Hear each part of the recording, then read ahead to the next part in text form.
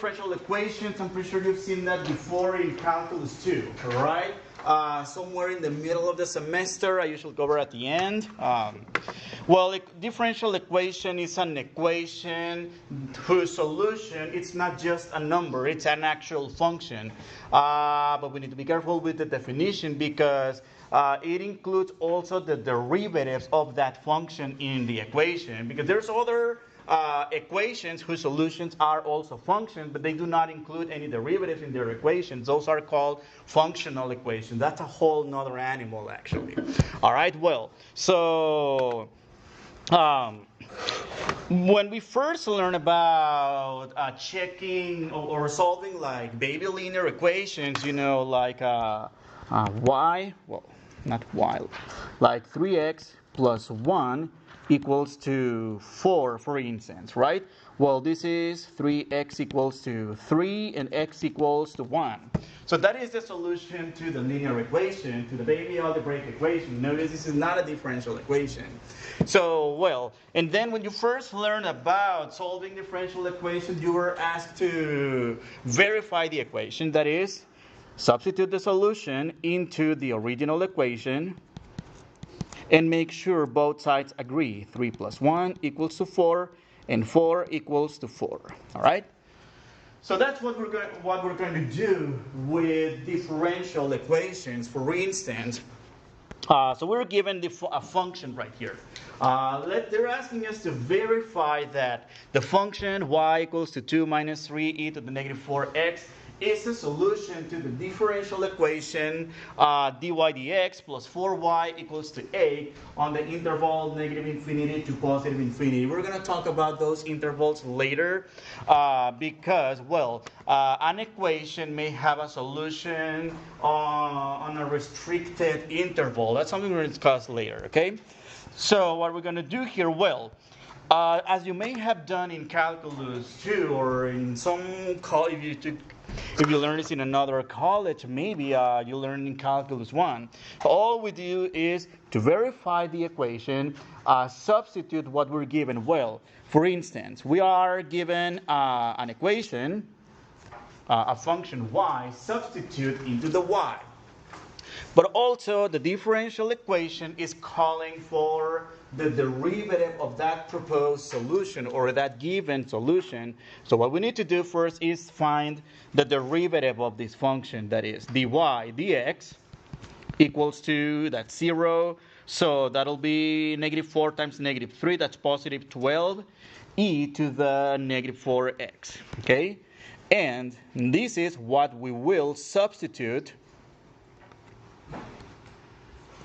for the first derivative. All right, so now we're ready to write down everything we have. That is 12 e to the negative 4x plus 4 times the original function, which is, what is that?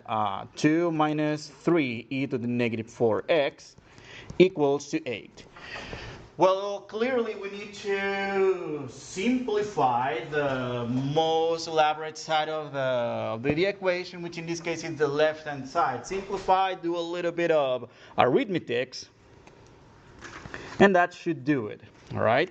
Okay, provided this ends up being a solution. So that's 12 e to the negative 4x plus 8, 4 times negative 3, negative 12 e to the negative 4x equals to 8. So we can cancel these two exponential terms. And that's 8 equals to 8. And if you want to keep going, 0 equals to 0 by subtracting 8 on both sides, or divide 8 on both sides to get 1 equals to 1, it's still going to give us an identity. So because we got an identity here, that means indeed the given function is a solution to the equation. All right?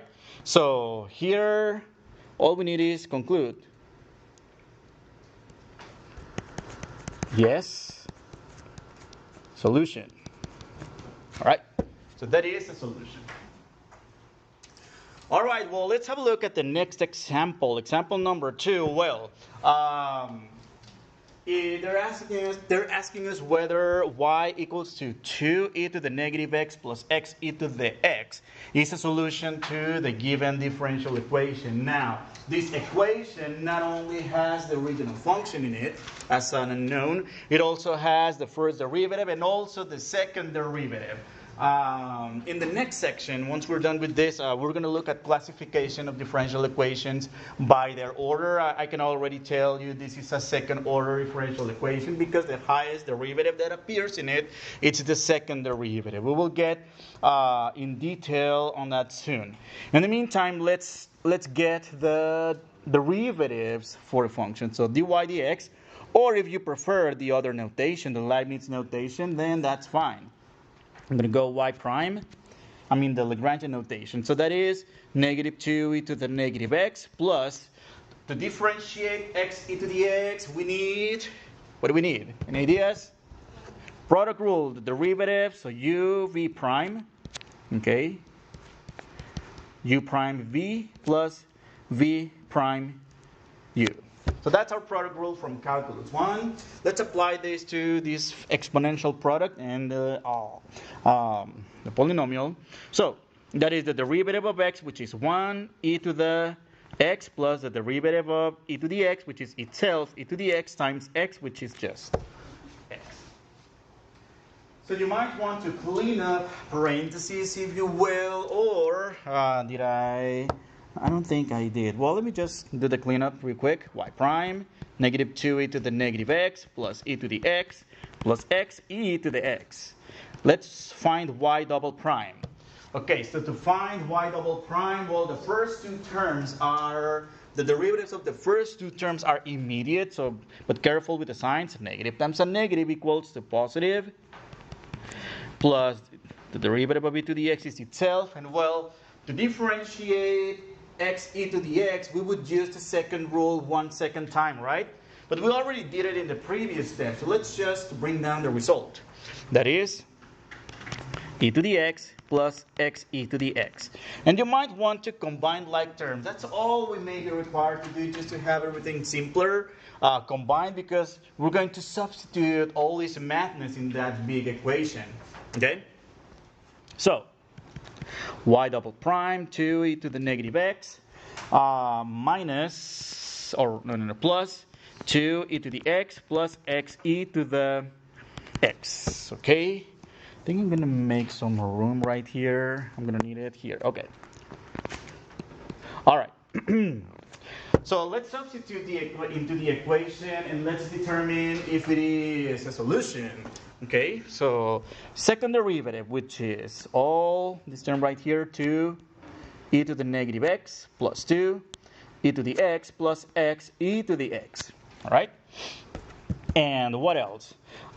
Plus 2 times, okay, careful with the coefficient in front of the first derivative term. So that 2 is going to affect everything for the first derivative we just found. Okay, plus y, just y, which is the given function, 2 e to the negative x, plus x e to the x, and is that equal to 8? Hopefully that is equal. Okay, let's see what we have. Okay, how about we distribute the 2, so 2 e to the negative x plus 2 e to the x plus x e to the x. Okay, careful here. 2 times negative 2, that's negative 4 e to the negative x plus 2 e to the x plus 2x e to the x plus 2 e to the negative x plus x e to the x equals to 8. All right, let's have a look at this.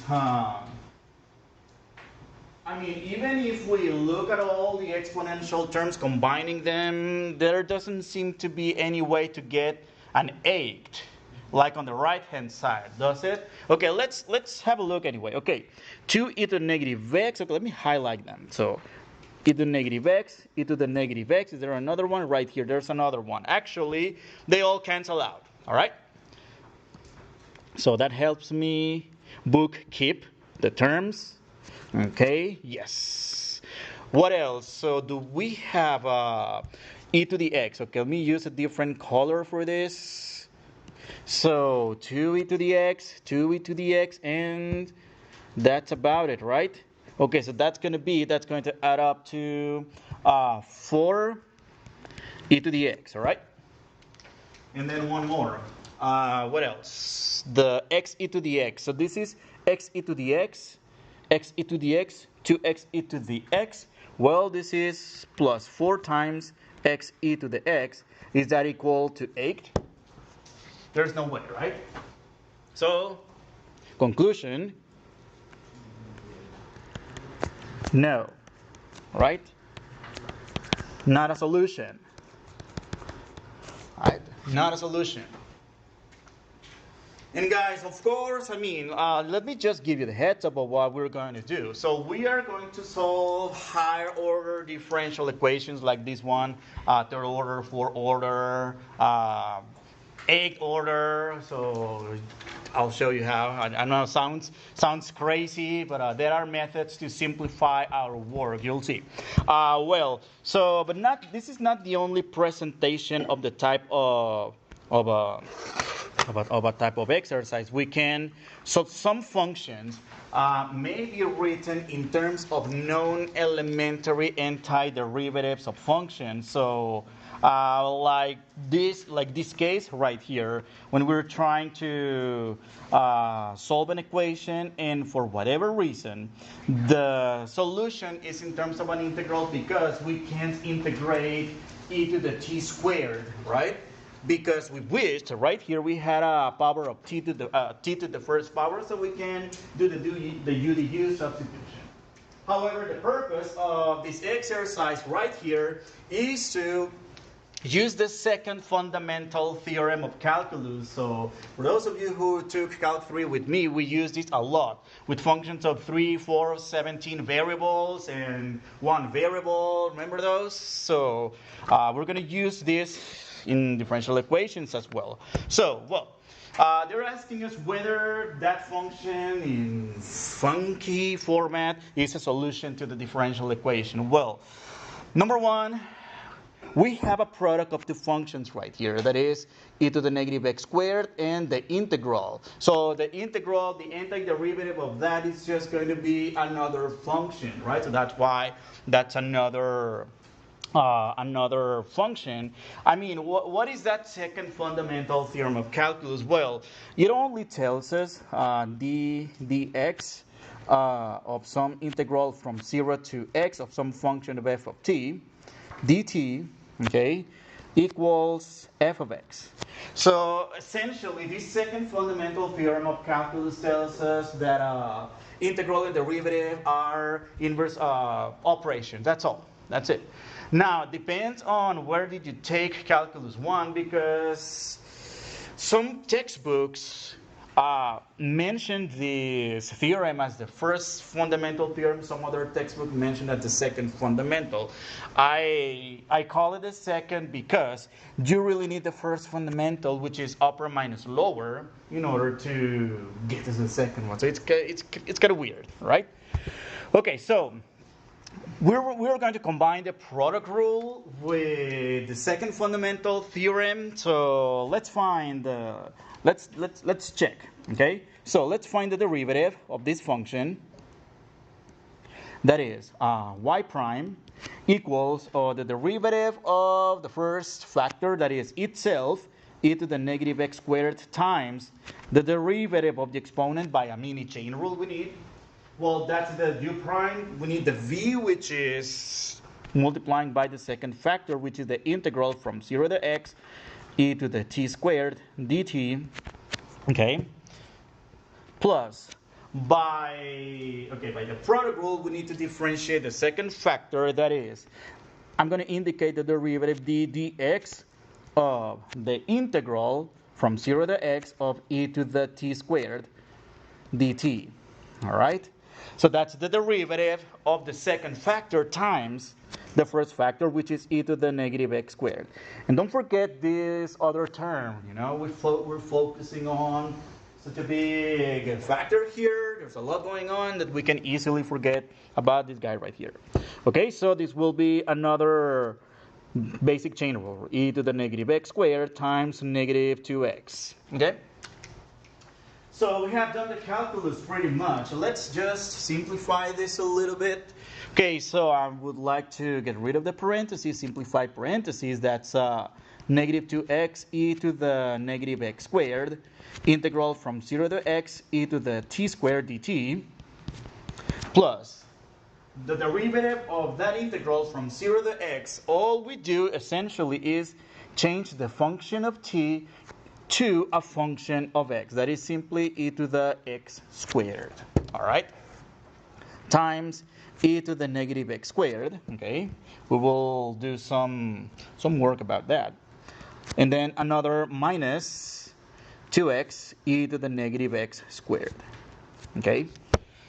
And that is the derivative finally. So it's a combination of the product rule, a combination of this weird fundamental theorem of calculus. Okay?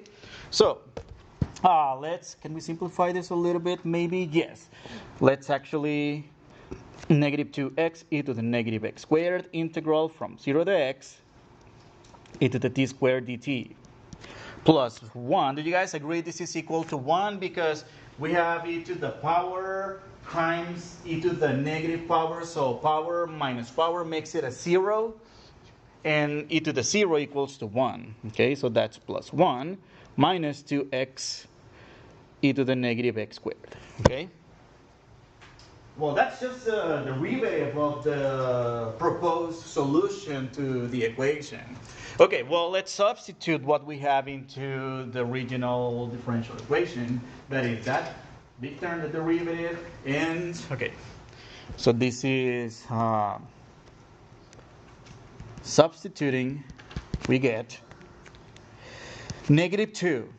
X e to the negative x squared integral from 0 to x e to the t squared dt plus 1 minus 2x e to the negative x squared, okay, plus 2x times y. But what's y? Y would be the proposed solution. But be careful, because the proposed solution is comprised by two terms, so you might want to open brackets or parentheses either way. E to the negative x squared integral from 0 to x e to the t squared dt plus e to the negative x squared. Okay, hopefully that equals to 1. Hopefully all this work with this is worth it by checking this for truthness. All right. Okay, well, all we need is to distribute this 2x right here. Okay, so that is negative 2x e to the negative x squared integral from 0 to x e to the t squared. Okay, this looks like alpha. This is x plus 1 minus 2x e to the negative x squared. Okay, I'm going to indicate the distribution. Multiply right here and multiply right there. Okay? Plus 2x e to the negative x squared, the integral from 0 to x e to the t squared dt plus 2x e to the negative x squared. Hopefully, is that equal to 1? So at this point, I think we're ready to conclude. What do you think? Is it or is it not? I think it's equal. It is, right? Okay, so the integral term, negative with a positive, they cancel out, right? And then the exponential, negative with positive, cancel out as well, leaving us with 1 equals to 1. So we have a solution. All right, we have a solution. It is. Okay, so let's see what else do we have for... I think we'll be almost done with the section. Okay, so let's talk about what is this? Let's talk about particular solutions. So just before we get into the solution, so when we solve a differential equation, without an additional condition, we're just obtaining a general solution. For instance, if we're solving the equation dy dx equals to 2x, okay? So, what are we looking? We're looking for the function whose derivative equals to 2x. What's the function? And it is x squared, right? Or if we do what we're going to do in the first method, separate the variables, which actually, again, you did that in Calc 2, and then integrate both sides. So what do we get? The integral of dy, which is y, and then the integral of 2x, which is x squared plus c. All right? Notice I didn't do a plus c on the right hand side of the equation. That's because, well, okay, let me do that. Okay, let me do y plus c1 equals c2. Okay, so y equals x squared plus c2 minus c1, if you will. However, because these constants are arbitrary constants, those constants will depend on a given condition. We can absorb them into one. So what I'm going to do here is a process we call absorption. Y equals x squared plus c. So that's why we only write the plus c on the right hand side of the solution to a differential equation and not on both sides. And this is key right here because, I mean, very simple problem, but it's deeper than it looks. So when we're solving an equation as simple as this one, this is really the portrait of a family of functions that look like parabolas that are shifted c units either up or down depending on the condition, depending on the value we get for c. And well, let me show you. Okay, I did this in GeoGebra for you. So what I did here, I typed the function x squared plus c, and it actually gives me a slider for c. Well, so for c equals to 0, of course, that's the parabola with a vertex at the origin. Okay? But depending on the condition, so we may need to look for a particular member of the family that lives in the point, that contains the point 0, 1. All right? What do? Slide. So the solution to that particular solution, that's what we're going to call it, it's going to be y equals x squared plus 1. It's no longer an x squared plus c, all right? So what if I want the particular member of the family that contains the point 0, negative 2? Well, I would need to slide. So we will be given a condition in a way that the c equals to negative 2. All right? And of course, I mean, this is a very simple, the solution to a very simple equation. Some other equations get crazy with their solutions, having like asymptotes, horizontal asymptotes at the top, at the bottom.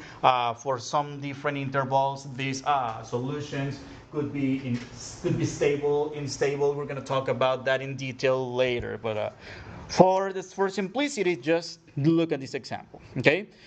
Now, the thing is, how do we find the value of c? Well, believe it or not, you already did something like this when you were finding the indefinite integral with a particular, or with an additional condition to find that value of c, which is what we're going to do for this example.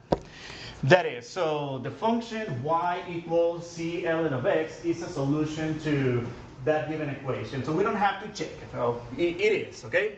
So, and in this case, notice the interval x greater than 0. So, and the reason why we have this condition, that's because it has to do with the domain of the solution to the differential equation. Have a look at the logarithmic function. The domain, it's all numbers that are greater than 0, excluding 0, excluding negative numbers. Yes, you can find natural log of 0 and natural log of negative numbers, but that's a whole nother class. That's complex variables. So that's in your upper division math. Okay? So we're given a condition. So that's a family of functions. Let's have a look at how does that look like. Hopefully I can do this without, okay, let me see.